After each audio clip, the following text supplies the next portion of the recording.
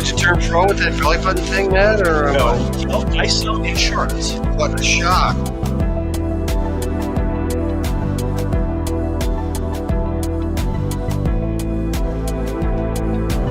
I think this is one of the great, really good producers. Keep the tail end. None of that's coming through, Rob. I think it's the sign of a really great producer. I have to translate through the muffle, but alas, I only have 12 seconds to do so. 11, 10, 9. Oh, crap.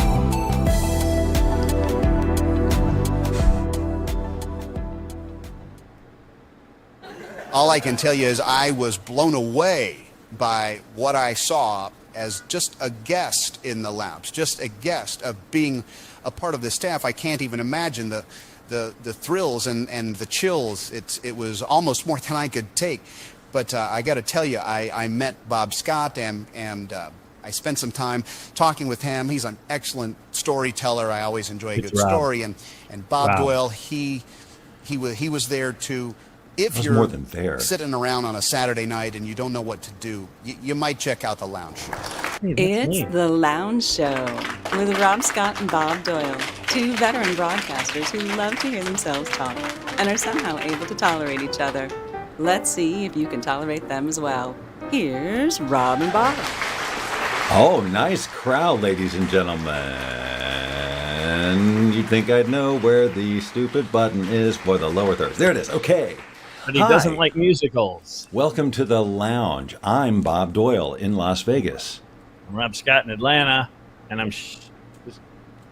What would you call it when you can't sit still, when you're shimmying about in your chair? That's what I'm doing. Antsy. You're antsy. Antsy, sure. Antsy, that's me. But yeah, you got them in your pantsy. Well, we're here every Saturday because we have absolutely nothing else to do with our time. And if we do, then we're not. On a Saturday. And if we do, then we have a way. Tracy has said hello. Latbat has joined the fray. Oh, look at that. That's right. Excellent. Very good. Her comment is ADHD. ADHD. Her comment is ADHD. That's right. That's the secret word today, ladies and gentlemen. So next time you hear someone say ADHD, what do? You call in, and if you're the ninth you scream. Caller, your name that's goes not in the screaming. hopper. That's applause. Sorry. And if we draw your name out of the hopper, you can win the Lounge Around the House game, beautifully adorned in a burnt orange corduroy carrying case. Yes, and I had said, and I forgot, and now I'm going to make a written note to get after our game designer. Yeah. To get us those gosh dang prototypes he's promised us. Prototypes. Visual prototypes of the game layout. And of course the case.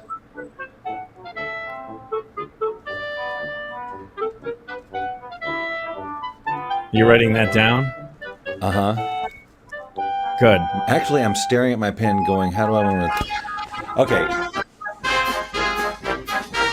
I just thought I'd play some music from the movie Groundhog Day. Groundhog Day. It's still just once a year, isn't it? Yeah. We just watched that last night, Did you really? Mm-hmm. It's a tradition for them. They've seen it, 20 times or whatever. But I have not. No. I've seen it maybe 3 before. And it's been many, many years. And I'd forgotten some of it. I mean, I always remember the things we always talk about. Sure. But I'd forgotten some of the nuanced little scenes here and there. And there were times I'm going, wow, they're going back here again. He was, So it was, it felt a little more drawn out than I thought. But I still appreciated, I forgot his name already, but the guy who plays Ned Ryerson, I mean, how he nailed that. Stephen Tobolowsky or Tobolowsky or something like that, yeah. Yeah.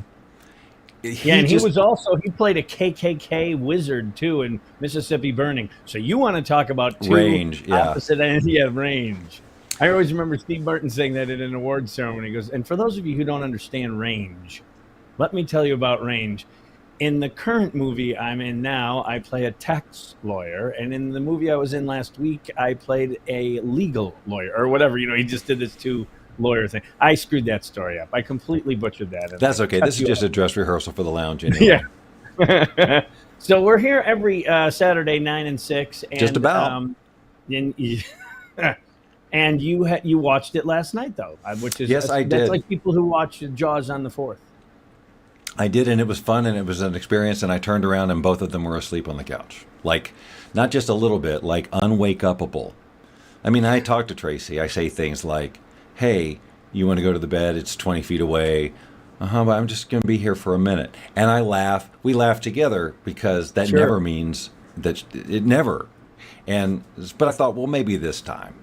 And so Yeah. I went and I made the bed, and I got the light just right, and I came back out, and I said, okay, you ready to go back in there? And that So was... to her, it seemed like that was a repeat, just like Groundhog Day. You said you want to go in there, then you came back like an hour later. Do you want to go in there? It's like 6 o'clock all over again. There's a scene near the end of the film where they're laying in bed. She's been with him, and she's falling asleep, trying to stay up with him. And she keeps falling asleep, and he says all those things about, I would love you forever and all that sweet stuff, right? But that whole... I just realized how loud my mic is, so I'm turning it down. That whole answering with... and just these little sounds and just barely... Did you say something? That's what that is. And so I went from watching it on TV to living it. Art repeating life, or life repeating art, or whatever. There was some repetition going. And I giggled to myself as I fell asleep, and then she came in at I don't even know what time. Oh, so you went to bed and then just said, the heck with it, the couch is comfy enough. I've tried. This is not the first time. Yeah, I've this given it week my all. that this has happened. So asleep on the couch it's a permanent thing. Even though we joke about it all the time, like next time, no, I'll get up. It never happens. It's like the Smitty line, where you Smitty. We've talked. Except in the beginning, you thought Smitty was a fictitious character. I thought you thought that I was making True him Dad up. Smitty was just like a saying. Yeah, True Dad Smitty. It wasn't that I didn't know from, there was an actual Smitty. Oh, the naive days. Yeah, there was True Dad, and then we'd go True Dad Smitty, because Smitty was the one who coined the phrase. Anyway, he also coined the phrase, I woke up and the TV was watching me. And I've always thought that was a really good line. And we've all had many times when we woke up on the couch and the TV is watching you, And you go, oh, what time is it? And then my back hurts the next day. I'm getting old, Bob. I used to be able to crash anywhere. I used to crash under foosball tables, for goodness sake, and I was fine. Now you sleep on the couch for an hour, and I'm all week. But yeah. Anyway, Groundhog Day, you watched it. Good for you. I haven't seen it in a while. But I did send the audio around to the It's team. about this guy. I'd forgotten the call back to Caddyshack. There's a line. Oh, is there? Where he's teaching her how to throw cards in a hat, and he says, "Be the hat, be the hat." Oh yes, and you know who directed Caddyshack and directed Groundhog Day is the same Harold person. Ramis. Yes. Yes, and I see where they're coming out with yet another Ghostbusters with Bill Murray. And also, you knew this. I didn't know this. Everything freezes, apparently. I don't know anything about it. Yeah, I watched the trailer the other day, but it looks fun because I liked the last one. I'm just going to watch. I'm going to watch these, not the iterations. The same crew. Now this is Spangler's grandkids, and they're kind of the ones now. But Paul Rudd is also thrown in there, and Bill Murray gets to have a good, funny line here and there, and so it'll be your. But yeah, your good, your close personal friend, Bill Murray. Bill Murray, yeah. And Groundhog Day, by the way, was shot in Woodstock, Illinois, which is just a stone's throw from Lake Geneva. It wasn't filmed in Punxsutawney? No, because they wanted all this money. And the producers would go, screw you, we can find a gazebo in a million places. And they went to Woodstock, Illinois, and they found a gazebo right there. And that's where all the ceremonies took place. That was the square in Punxsutawney. Well, there were questions from the audience last night early about whether or not that actually happens. That ceremony actually happens in Punxsutawney every year. Do they actually get a crowd like that every year? Do they actually have I think so. I'm guessing, but I think so. I would guess so. I would guess that's, that someone went and did a little research, like they do, and they do the thing where they rap on the box and they, I have the way my brain works says that Yeah. ever since that movie, right? It's a whole different level, and probably has gotten more so over the years. Groundhog Day is such a trope. It's like it's more than a movie. It's a whole thing about, it's its own thing. And I was going to say something about that. Where was I and going? you went off the rails. Were you going to say it's like Animal House too? When Animal House came out, it wasn't like Animal House. Oh my God, not at all like Animal House. Hold on. Oh shit! Okay, now I'm irreparably lost. But You just took yes, the you document, are. and just went Animal Housed me. That's going to be the new phrase. You Animal Housed me. I did. These aren't the deltas you're looking for. Oh, Yeah, I Animal House you, all right. What was I going to say? Because you said it was a trope. It wasn't just that story. It was bigger. You were saying how it was a catalyst, I think, for something. And Groundhog Day, over and over. Oh yeah. That they probably at that ceremony play that song from the film that you hear a million times. They'd have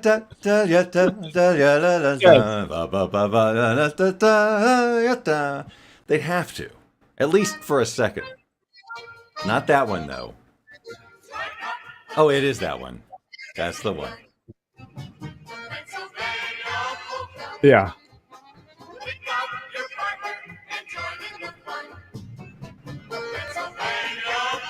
Yeah, they probably play this every year. The Pennsylvania polka. Yeah, I would have to assume that the movie is somehow now a real part of that. How could it not be a part of it? Like, there's got to be people selling movie stuff somewhere in the periphery, unless they say there will be no movie crap In the here. periphery. I bet you in Woodstock they have tours. I bet you in Woodstock that some guy probably got a school bus and he totes people around for $5 a head and says, this is the boarding house where he dropped the toaster in the bathtub, and this is the so-and-so. This is the quarry where they drove the truck off the thing. And this is where they put the box that they wrapped on. It's not here anymore, but Right, not here anymore. Just like I went to Savannah, Georgia, because I wanted to sit on Forrest Gump's bench, because that's where they shot those scenes in Savannah, where he was waiting for the bus and he tells all the stories. And we went there and they've already moved it. Somebody moved it to some museum or some crap. So that sucks. That's a long way to go. You know when Groundhog Day came out, and I remember this only because it was the year. Yes. How did you know that? Because we looked at it yesterday, because we were going, how old is this thing? Wow, it's 30 years old. Yeah, 93. We all gave Kirk. We went to Kirk and talked to Kirk a lot because, he was a weatherman and the whole thing was about a weatherman. And we go, this Bill Murray movie's coming out, man. It's all about a weatherman. Right, that whole bit about blowing. Yes. And that was such a funny bit. And it didn't look whatever. But other than that, I think the movie and everything held up great. The acting holds up. great. Oh, yeah. So And in fact, I just saw here where, Sammy's on board. Hello, Sam. All They're right. back from the cruise. I saw some pictures posted. Yeah, everybody was smiling, so they were either good actors or they had a good time. They had a good time. They had a great time, in fact, I'm piecing little stories together, but everyone had fun, and it was all for Nana's 80th birthday, and she had a good time. I heard this from Stephen and Stephen and Ben. So the what would that be? The brothers-in-law, I guess. I guess that. They had a whooping good time up till 4 a.m, howling at the moon, just being like you and I used to do. Yeah, it looked really chummy. There was a couple of pictures there that looked like, they're up to no good. Yeah, they decided to tax the limits of what is allowed, apparently. So good for them. And then, of course, you always have the, what, and this, I know this, we've been there 1,000 times. So when you throttle it up to that level, right? Okay. Then something goes wrong. And chances are, would it have gone wrong if you weren't throttled up? I don't know. But so they were up till 4 a.m, apparently, the two boys, two young men. And then you got to sleep for 2 hours. And then you've got to go and sit at the airport for 7 hours or whatever. And then Stephen gets notifications after that he had a credit card hack, which was fine. It all comes out, but it's that little, just that, on top of no sleep and physical repair. You're going through physical repair, and then you've got this thing, whatever it is. It's a so flat crazy tire. how viscerally my body listens to you describe this. It's like, yes, Yes, I know. And you took It's us the out. worst. That's like when we went. There's no sticky situation, and then we get all the way back from the train, and then my throttle cable busted off. Like it's that kind of stuff. When you have a big day, that whole arc is so whacked because that was truly one of the best days, one of the most incredible. It's one of the best stories that we tell in our life about the friendship. It is such a good story. But it is. The ending for you sucked. So it's still a good story for me because I get to say, and then for him, and then what? Because this unbelievable thing. It's like no one would believe it in a movie. No, they would not. And it was a good day. And I bet you it wasn't 2 months ago I told the sticky situation story. It has legs. It is one of the best Bob Rob stories, boys and girls. And you don't ever. even have to embellish it.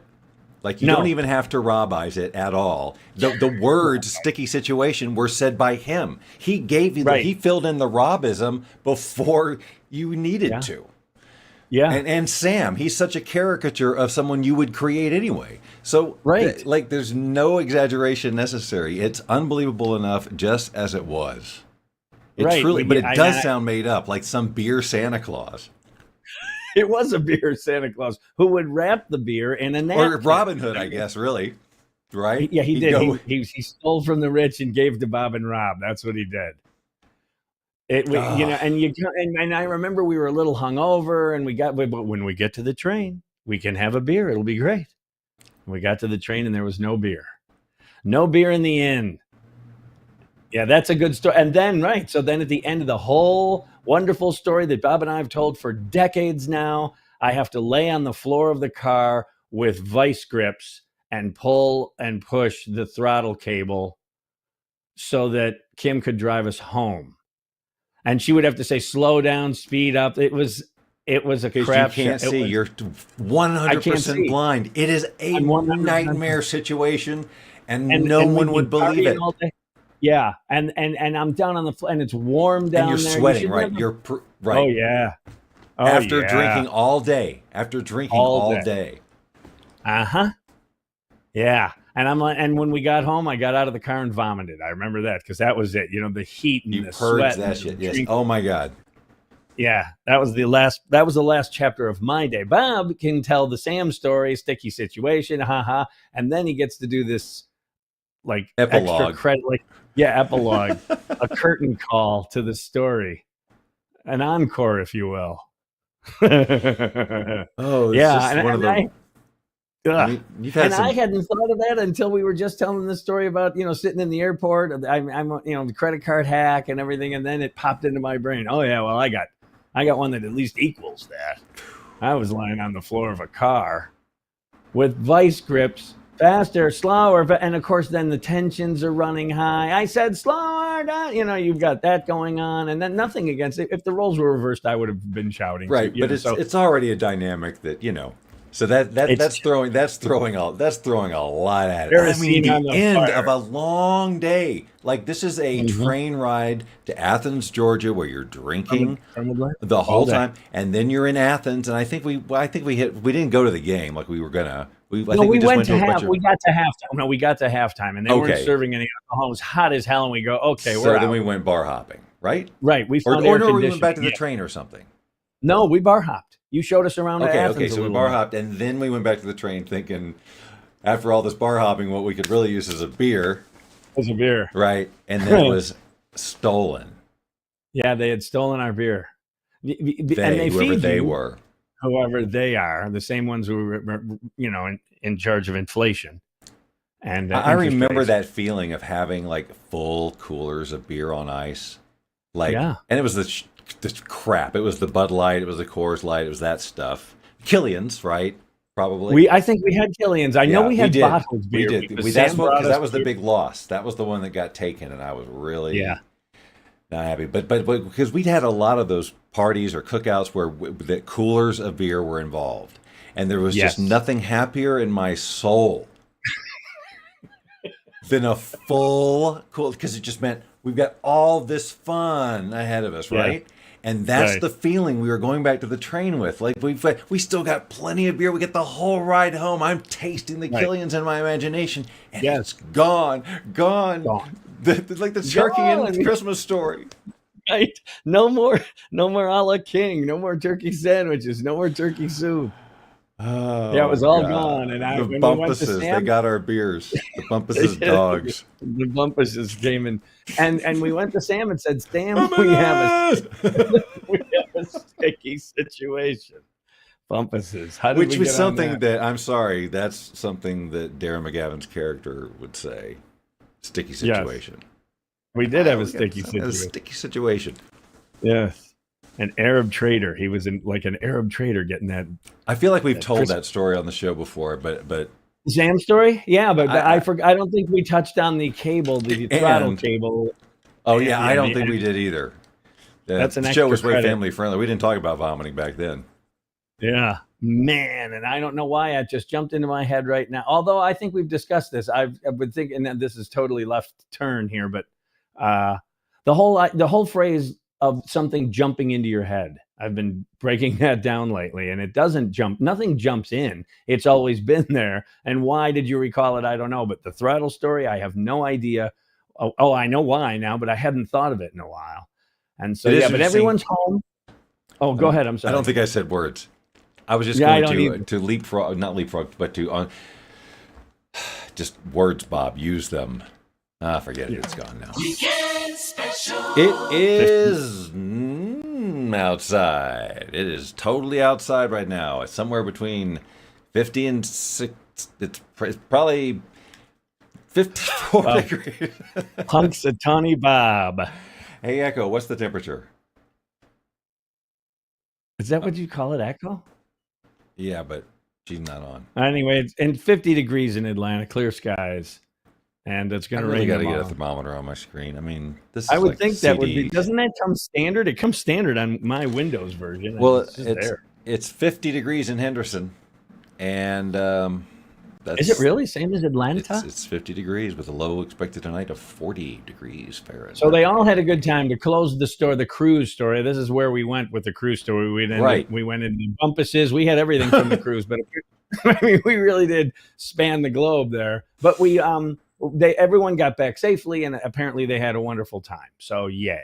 And I'm that's because it was all for Grandma, That's what you for want Nana. from a cruise is getting back safely. Wonderful time is definitely a bonus. You've been on cruises, many. Right? Right? We just had one last year. Not Okay. many, no, not many. I think I probably I'm just throw out a number 5. I know Okay. I've done 2 But- that I've worked on, that have been job related, and then probably, Do they have gambling on all of them? Gambling? I guess so. Okay, I'm just curious. I mean, I don't, unless I have to go through those casinos or whatever. But I mean, definitely some places. I guess it depends on what the ports of call are. But Oh, speaking of still on the cruise thing, I just see what Sammy put there. We couldn't make the drive home. Yes, so they get off the boat on Friday, and when they were planning this trip, she said we're going to get off the boat Friday, and then I said, "What? You'll go to Aunt Kimberly's, which is 45 minutes from the port, and then hang there for Friday night and get up early and head on home Saturday." And they said, "No, we'll just get off the boat and we'll just drive right on home." And I'm thinking to myself, but again, see, what did you call it? The tactile, you can feel these stories. So I'm thinking, yeah, you're not going to want to do that. I'm thinking you're not going to want to do a 7-hour after you just got off the boat and you've been having a great time and all that. And so, oh, no, we're going to do that. We'll go. And so then, no, 30 minutes north of Aunt Kimberly's, and they turned around and they just went back and they said, we'll drive tomorrow. Boy. Smart move. You've got the No, bonus I days. know, but smarter would have been to not make that first drive. But I mean, Fair. I know I definitely share. I have a lot of the mentality is I just want to get home. But Right. now I also know my energy levels much more, and I would know that would be 7 hours, man. It's 2 or 3. Okay. 7 is That's crossing the threshold a little However, bit. I would say kind that of 45 minutes away from, like, if it's not on the way home, that would be an annoying off. But was it like on the way home, 45 minutes in the right direction? They were 30 minutes. They were about a half hour up the Okay. road on the way to Atlanta. From Kimberly, from my sister's house to Atlanta, they were about 30 minutes. So yeah, they did an hour's worth of driving. But they realized probably within 15 minutes, I'm sure this is a bad idea. And they went back and they just crashed. And then you wake up 5 a.m. today, and you're home by lunch, something like that. So and then you still have Saturday. Travel talk just stresses me. And I was just I was having a conversation with Amber a little bit ago about big trips we'd like we'd all like to take eventually, bigger things. Yeah. And just the whole conversation around the process of the travel is so stressful. Yes. I found it in my wallet. I knew you stole it. I thought you put it there. Why would I put it there? Kindness? Kindness. You stole it. There you go. There's your travel story. I told that line the other day. Someone said something or other, and I went, have you ever traveled by bus before? No, I don't think your mood's going to improve much. Right. But yeah, I'm with you. But I was thinking, I took a chapter out of Bob's book, boys and girls, and I was wondering where it was. The story made no sense. Right, because where was chapter 13? Rob stole it, and now he never drives to the airport anymore. I do not drive to the airport. I think you should make a book composed of all the chapters you have taken from other people's books. That book would be monstrously large. Right, well, it's a compendium. I have stolen almost all my material. Most of my stuff is stolen, or at least embellished, which is kind of theft in its own twisted way. How does it rate on the embellish meter? Yeah, I told that story too about how witty he was, and still is. Witty guy, and they never let him be witty on the air, and so no one knew how funny he was. He was super funny. And then they would then come back with, you mean the Mellish meter guy? And I go, he never made that up. It was not his material. He hated it, and he was so happy that the Wizzo meter came out later, because then the Mellish meter sounded adult compared to the Wizzo meter. They called it the Wizzo. Yes, Wizo meter, the Wizometer, the Wizzo meter. That's what they called it. And then it makes the Mellish meter actually. Did no one say it out loud? Everyone said it out loud day after day on Channel 5. It was great. Were they saying Wizometer? They did. See, you had already left town by this time. Yeah, the Wizometer.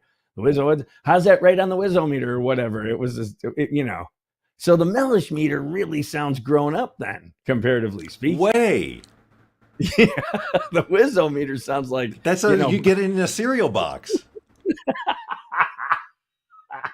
You get it in a cereal box. How many times did you tell your mom, I want that cereal just for the toy? Oh, we just had this discussion 2 days ago because Amber came home with a big box of honeycomb, which is classic. They used to have these great toys, and I would ask my mom for the honeycomb, and she'd say, eventually she said, no, you never finish it, because she was right. I hated it. I just wanted the cool toy.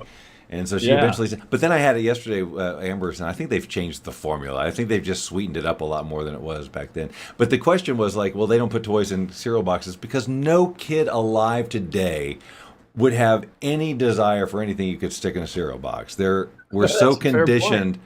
We're so this isn't an iPhone. Does this have USB? Right. It's whatever. Right. Does this have USB? Did Michael Jordan sign it? No. Why would I want this? Right. I'm not. It's just a plastic it's ring. In a cardboard box. It smells like Fruit Loops.